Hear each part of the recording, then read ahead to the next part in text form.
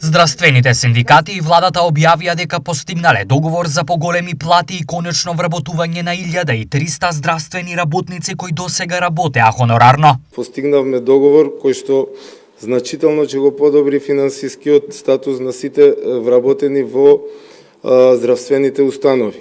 Успеавме со овој анекс на колективниот договор да ги коригираме коефициентите на вработените во здравството. Можам само да го кажам за да имаат поголема прегледност за што се работи конкретно. Се работи за корекција на коефициентот 0,233 кој во превод значи повисока бруто плата за сите вработени од негде 3650 денари или негде 2450 денари во нето износ и уште подобрата придобивка во делот на овој анекс, корекција на платите од 0,364 за медицинските сестри со средно образование и останатиот средно медицински кадар кој во превод значи 5700 денари во бруто или негде 3850 денари во нето. За Мицкоски постигнатиот договор има историска димензија. Навистина постигнавме еден договор кој што има историска димензија, покрај овие коефициенти за кои што зборувавме сега, што би значило зголемување за 10% на паричната маса која што се издвојува за плати. Веќе следната година во март месец ќе имаме дополнителни 5% изголемување на паричната маса која што се издвојува за плати за здравствените работници.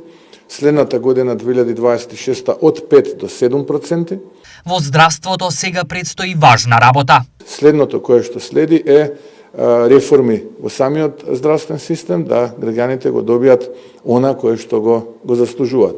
Конечно потврдуваат од еден од синдикатите постигнати и договор за решавање на статусот на 1300 лица кои работат во здравствените институции, но немаат решение за работа. Има нови вработувања за здравството, околу 1300-400 како што ми текнува, а исто така имаме позитивен одговор од владата во однос на овие договорци на дело. Значи, голема благодарност и за таа работа, бидејќи до сега тие беа духови кои работеа без плата, без здравствено, без пензиско осигурување, кои луѓе беа изманипулирани од претходната власт дека ќе ги добијат решењата, а всушност беа запослени во времето на министерот Филипче и Филипче ги остави на маргините на дното.